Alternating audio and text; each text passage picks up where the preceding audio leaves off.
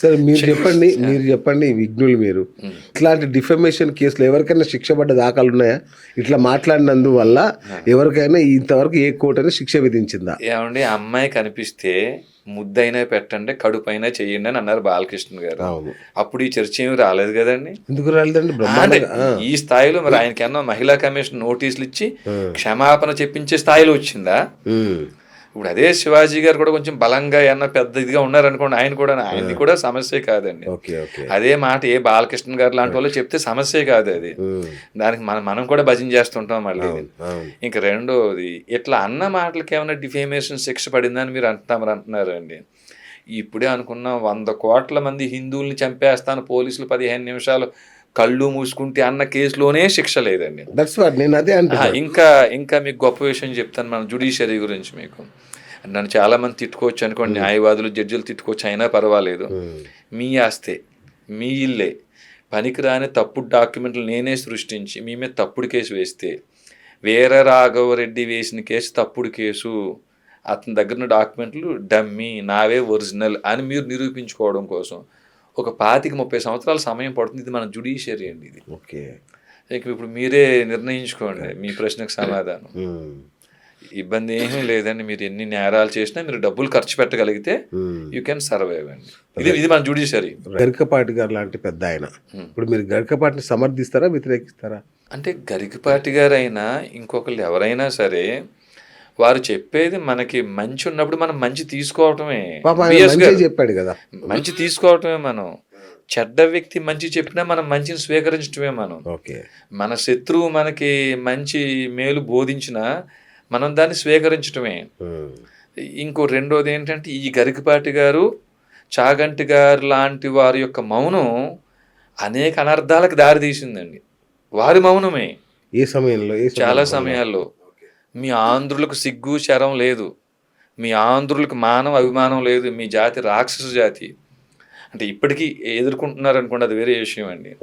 అట్లాంటి సందర్భంలో ఇలాంటి వారే ముందుకు వచ్చి, అంటే ఎంతసేపు అమ్మ మీరు కాలికి మెట్లు పెట్టుకోండి, మెడలో మంగళసూత్రం వేసుకోండి, ఓ చున్నీ వేసుకోండి, ఓ పెద్ద జడ వేసుకోండి అని చెప్పేటువంటి వీరే కేసీఆర్ గారు లాంటి వారు అలాంటి విమర్శలు చేస్తున్న సందర్భంలో, నాయన మరి మీకు తెలుసో తెలియదో మన భాష పేరు తెలుగు కాదు, మన భాష పేరు ఆంధ్రము. సంస్కృతము, ప్రాకృతము, ఆంధ్రము, అపభ్రంశము, శూలికోక్తి, పైశాచి, మాగధి, సౌరసేని అష్టభాషల్లో ఆంధ్రం ఒకటి.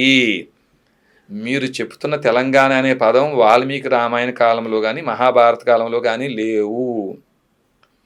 సీతమ్మను వెతకడం కోసం ఆయన సైన్యాన్ని 4 దిక్కులా పంపినప్పుడు దక్షిణం వైపు చెప్పిన 16 దేశాలలో కౌశిక, పుండ్ర, పులంద, ఆంధ్ర, మలయాళ దేశాల పేర్లు ఉన్నాయి తప్ప మీరు చెప్తున్న తెలంగాణ అనే దేశమే లేదు, తెలంగాణ అనే ప్రాంతమే లేదు. త్రిలింగ తెలుగు ఆ పేరుతో మనకు తెలుగు భాష అయ్యింది, కానీ మన భాష పేరు ఆంధ్రము అని ఇట్లాంటి సత్యం కానీ ఆ రోజు బోధించగలిగి ఉండుంటే ఈరోజు వారికి అవకాశం ఉండుండేది కాదు కదండి. కాబట్టి వారు ఇంకా పండితులు, ఇంకా మూలం మీద దృష్టి పెట్టి ఇప్పుడు ఉద్యోగం చేస్తున్నారు కొంతమంది అమ్మాయిలు, కొంతమంది వారికి చీర కట్టుకోవడానికి వీలు పడదండి. వారు అక్కడ ఆఫీస్ కోడ్ ప్రకారంగా జీన్ ప్యాంటే వేసుకోవాలి అనుకుందాం. ఎయిర్ హోస్టెస్ ఉన్నారు, వారి యొక్క ఆ కోడ్ ప్రకారంగా వారు మిడ్డీ వేసుకోవాల్సి వస్తుంది. అక్కడ వారు కోడ్ ప్రకారంగా వారు అక్కడ ఏమో చిన్న మినిమం ఏదో ఒక బ్రా లాంటి టీ షర్ట్ లాంటి ధరించాల్సి వస్తుంది. దానికి మనం ఏం చెప్పగలుగుతామండి? మనం పాతకాలంలో లేదు కదా. కాబట్టి ఇంకా మనం పురుషాధిపత్యం పేరుతోటి మీరు ఇదే ధరించొద్దు అనే మాటల కంటే కూడా ఇంకా మూలంలోకి వెళ్ళి ఇట్లా మనకు జరిగే తప్పులు ఇవి అని కానీ స్పష్టంగా చెప్పగలిగి ఉండుంటే, అంటే ఉదాహరణకి మనం మొదట అనుకున్నామండి హిందూ ధర్మం అనే పదం వాడేమండి. అసలు హిందూ ధర్మం అంటే ఏమిటి? మీరు రాముడిని తీసుకున్నా, కృష్ణుని తీసుకున్నా, శివుణ్ణి తీసుకున్నా, దుర్గమ్మని తీసుకున్నా, ఎవరిని తీసుకున్నా వారు ఏమి సాధించారని ఇన్ని యుగాలుగా ఇంకా మనం గుర్తుపెట్టుకున్నాం. వారు చేసిన పని దుష్ట శిక్షణ, శిష్ట రక్షణ. ఆ దుష్ట శిక్షణ, శిష్ట రక్షణ ఇప్పుడు జరిగితే ఇన్ని లక్షల ఎకరాల దేవాలయాల భూములు ఎందుకు అన్యాక్రాంతం అయిపోయి ఉన్నాయండి? ఇప్పటికీ కోర్టుల్లో కేసులు పెండింగ్ ఉన్నాయండి. మన మఠాలో పీఠాలో చేయాల్సిన బోధన ఏమిటండి? ధర్మాన్ని బోధించటం. ఈ ధర్మాన్ని ఎవరికి బోధించాలండి? ఎవరు ధర్మాన్ని తప్పారో వారికి బోధించాలి. ధర్మం తప్పింది ఎవరండి? మీకు నాకు బాగా ఇష్టమైన రాజకీయ నాయకులు ధర్మాన్ని తప్పింది. ఏమండి, ఇప్పుడు మొన్న కేటీఆర్ గారు మాట్లాడుతూ లేదండి ఇలాగా ఫిరాయింపులు జరిగినాయి అన్నారు. మరి వారి టైంలో ఈ టీడీపీ ఎమ్మెల్యేలు అందరూ టీఆర్ఎస్లోకి వెళ్ళిపోతే అందరికీ కొంతమందికి మంత్రి పదవులు ఇచ్చారండి. ఇదే పని అక్కడ చంద్రబాబు గారు కూడా చేశారు కాబట్టి ఆ టైంలో ఆయన స్పందించలేకపోయారు. మరి ఈ ఫిరాయింపులను ఎవరు ప్రోత్సహించారండి ఆ సమయంలో? మరి ఇదే టీఆర్ఎస్ నేతలు ఫిరాయింపులు ప్రోత్సహించి ఇప్పుడు మా వాళ్ళు వెళ్ళిపోయారు, వాళ్ళ మీద వేటేయండి అంటున్నారండి. ఆ ధర్మాన్ని వాళ్ళే ఆచరించలేదు నాయన, మీరు చేసే తప్పు నాయన అని అప్పుడు ఆ కాలంలో మఠాలు పీఠాలు కేటీఆర్ మా శిష్యుడు, కేసీఆర్ మా శిష్యుడు, లేకపోతే చంద్రబాబు నాయుడు మా శిష్యుడు అని చెప్పుకునే పీఠాలు మఠాలు ఏమన్నా వారిని ఆదేశించడం కానీ బోధించడం కానీ చేసినాయండి? కాబట్టి ముందు లోపం ఎక్కడుందంటే మన ఆధ్యాత్మికంగా ఉండే ప్రవచనకారులే ధర్మాన్ని బోధించడంలో ఫెయిల్ అయ్యారండి. ఇంకా మొదట మీరు పదం వాడారు, అసలు ముందు మనకి ఇట్లా దాడులు జరుగుతున్నాయి అని చెప్పండి.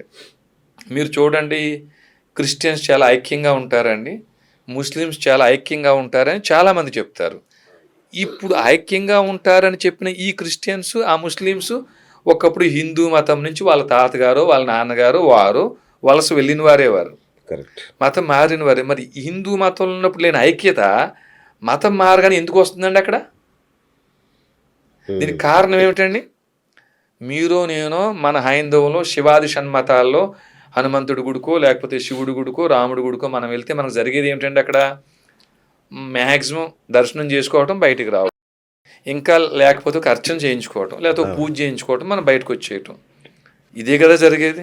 కానీ మసీదుల్లో చర్చిల్లో వారి మతాన్ని ఎలా విస్తరించుకోవాలి, ఐక్యంగా ఎలా ఉండాలి, ఎలా అన్ని మతస్థుల్ని మనం మతం మార్చాలి అని వారు చక్కటి ప్రణాళిక వేసుకుని బోధిస్తున్నారు. ఎవరు బోధిస్తున్నారండి? అక్కడి పాస్టర్లో, అక్కడుండే ముల్లాలో, ఇమాంలో, మౌలవీలో వాళ్ళు బోధిస్తున్నారు. మరి ఈ పని మన ఆలయాల్లో అర్చక పురోహితులు ఎందుకు చేయడం లేదు? ఈ పని అంటే మన దేవాలయాలన్నీ కేవలం పూజలు పునస్కారాల కోసం మాత్రమే ఏర్పడినాయా? అసలు రాముడికి మీకు సంబంధం ఏమిటండి? రాముడికి మనకున్న బంధుత్వం ఏమిటి? కృష్ణుడికి మనకున్న బంధుత్వం ఏమిటి? దుర్గమ్మకి మనకున్న బంధుత్వం ఏమిటి? ఆ క్షేత్రానికి మన గోత్రానికి ఉన్న సంబంధం ఏమిటి? ఈ బోధించాల్సిన బాధ్యత ఎవరిదండి? ప్రాంతీయ భావం కూడా పోతుంది వారు ఆ బోధన చేస్తే. ఓకే, చిన్న కనీసం బేసిక్ నాలెడ్జ్ కూడా మన ఆలయాల్లో మనకు లభించటం లేదండి.